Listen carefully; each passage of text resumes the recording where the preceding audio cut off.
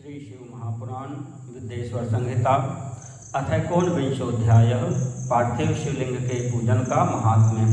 ऋषयुजु सूत सूत चिरंजीव धन्य स्वं शिव भक्तिमान सम्यक सम्यक त्वया लिंग महिमा सत्फलप्रदः यत्र पार्थिव महामाहेश लिंगस्य महिमाधुना सर्वोत्कृष्टश्च कथितो व्यासतो ब्रूहितं पुनः।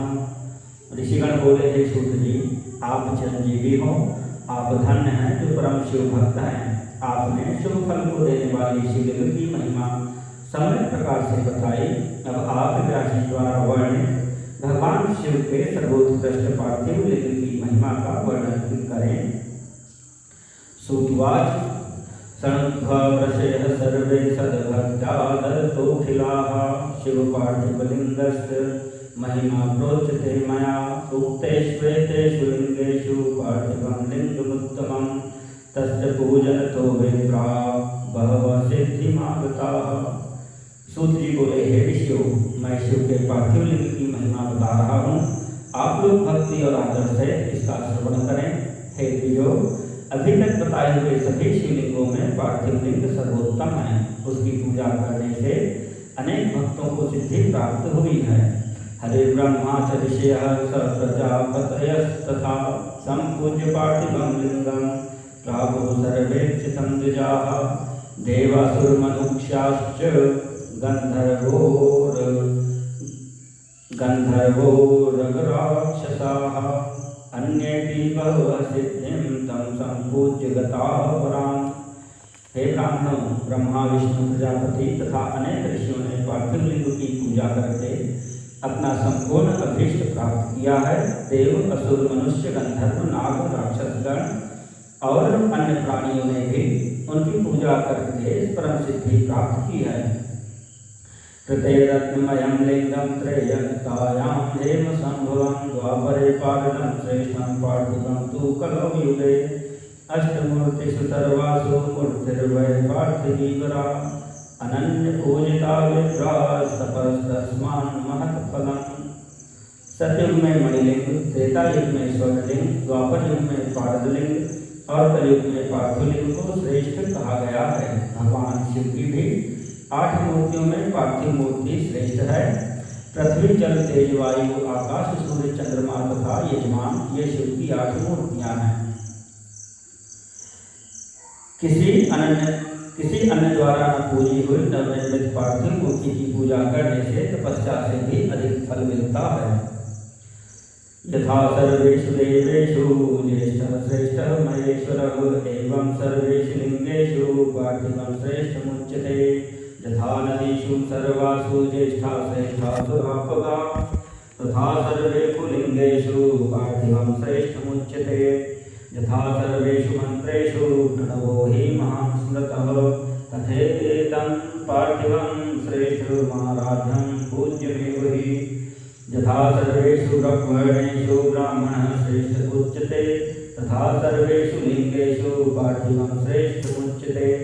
यथा पुरेषु सर्वासु काशी श्रेष्ठतमा स्मृता तथा सर्वेषु लिंगेषु पार्थिवं श्रेष्ठमुच्यते। यथा व्रतेषु सर्वेषु शिवरात्रिव्रतं परं तथा सर्वेषु लिंगेषु पार्थिवं श्रेष्ठमुच्यते। यथा देवीषु सर्वासु शैवी शक्तिः परा स्मृता तथा सर्वेषु लिंगेषु पार्थिवं श्रेष्ठमुच्यते। जैसे सभी देवताओं में शंकर ज्येष्ठ और श्रेष्ठ कहे जाते हैं, उसी प्रकार सभी लिंग मूर्तियों में पार्थिव लिंग श्रेष्ठ कहा जाता है। जैसे सभी नदियों में गंगा ज्येष्ठ और श्रेष्ठ कही जाती है, वैसे ही सभी लिंग मूर्तियों में पार्थिव लिंग श्रेष्ठ कहा जाता है। जैसे सभी मंत्रों में प्रणव ओम महान कहा गया है, उसी प्रकार शिव का यह पार्थिव लिंग श्रेष्ठ आराध्य तथा पूजनीय होता है। जैसे सभी वर्णों में ब्राह्मण श्रेष्ठ कहा जाता है, उसी प्रकार सभी लिंग मूर्तियों में पार्थिव लिंग श्रेष्ठ कहा जाता है। जैसे सभी पुरियों में काशी को श्रेष्ठतम कहा गया है, वैसे ही सभी शिवलिंगों में पार्थिव लिंग श्रेष्ठ कहा जाता है। जैसे सभी व्रतों में शिवरात्रि का व्रत सर्वोपरि है, उसी प्रकार सभी शिवलिंगों में पार्थिव लिंग सर्वश्रेष्ठ कहा जाता है। जैसे सभी देवियों में दैवी शक्ति प्रधान मानी जाती है, उसी प्रकार सभी शिवलिंगों में पार्थिव लिंग प्रधान माना जाता है। प्रत्यक्ष पार्थिवं लिंगं योन्य देवं प्रपूजयेत वृथा भवति सा पूजा स्नानदानादिकं वृथा। पार्थिवाराधनं पुण्यं धन्यमायुर्विवर्धनं तुष्टिदं पुष्टिदं श्रीदं कार्यं साधक सत्यमयः। जो पार्थिव लिंग का निर्माण करने के बाद किसी अन्य देवता की पूजा करता है, उसकी वह पूजा तथा स्नान दान आदि की क्रियाएं व्यर्थ हो जाती हैं। पार्थिव पूजन अत्यंत पुण्यदायी तथा सब प्रकार से धन्य करने वाला, दीर्घायुष्य देने वाला, दीर्घायुष्य देने वाला है। यह तुष्टि पुष्टि और लक्ष्मी प्रदान करने वाला है। अतः श्रेष्ठ साधकों को पूजन अवश्य करना चाहिए। यथा लब्धोपचारश्च भक्ति श्रद्धा समन्वितः पूजयेत पार्थिवं लिंगं सर्वकामार्थ सिद्धिदं। यह कृत्वा पार्थिवं लिंगं पूजयेत् शुभवेदिकं इहैव धनवान् श्रीमान्नन्ते रुद्रोऽभिजायते। त्रिसन्ध्यं योऽर्चये लिंगं कृत्वा बिल्वेन पार्थिवं दशैकादशिकं यावत् तस्य पुण्यफलं शृणु। अनेनैव स्वदेहेन रुद्रलोके महीयते पापहं सर्वमर्त्यानां दर्शनादिस्पर्शनादपि।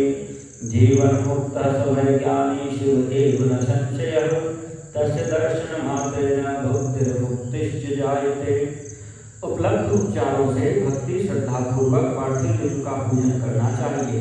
यह सभी कामनाओं की सिद्धि देने वाला है। जो सुंदर वेदी सहित पार्थिव लिंग का निर्माण करके उसकी पूजा करता है, वह इस लोक में धन धान्य से संपन्न होकर अंत में रुद्रलोक को प्राप्त करता है।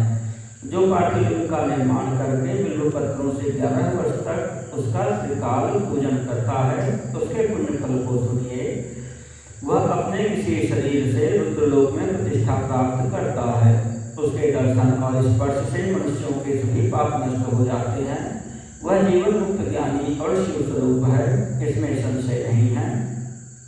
उसके दर्शन मात्र से भोग और मोक्ष की प्राप्ति होती है। शिवम यह पूजये नित्यं कृत्वा लिंगं तु पार्थिवं यावज्जीवन पर्यन्तं स याति शिव मंदिरं हृदेना प्रतिप्रमितान् वर्षान् शिवलोके तिष्ठति।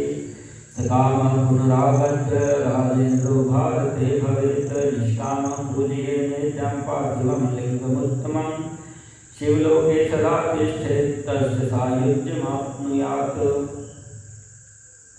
जो पार्थिव शिवलिंग का निर्माण करके जीवन पर्यंत नित्य उसका पूजन करता है, वह शिवलोक प्राप्त करता है। वह असंख्य वर्षों तक भगवान शिव के सानिध्य में शिवलोक में वास करता है और कोई कामना शेष रहने पर वह भारतवर्ष में सम्राट बनता है। जो निष्काम भाव से नित्य उत्तम पार्थिव लिंग का पूजन करता है, वह सदा के लिए शिवलोक में वास करता है और शिव सायुज्य को प्राप्त कर लेता है। पार्थिवं शिवलिंगं च विप्रो यदि न पूजयेत् स याति नरकं घोरं शूलभूतं सुदारुणं। यथा कथञ्चित् विधिना रम्यं लिंगं प्रकारयेत् पंचसूत्रविधानं च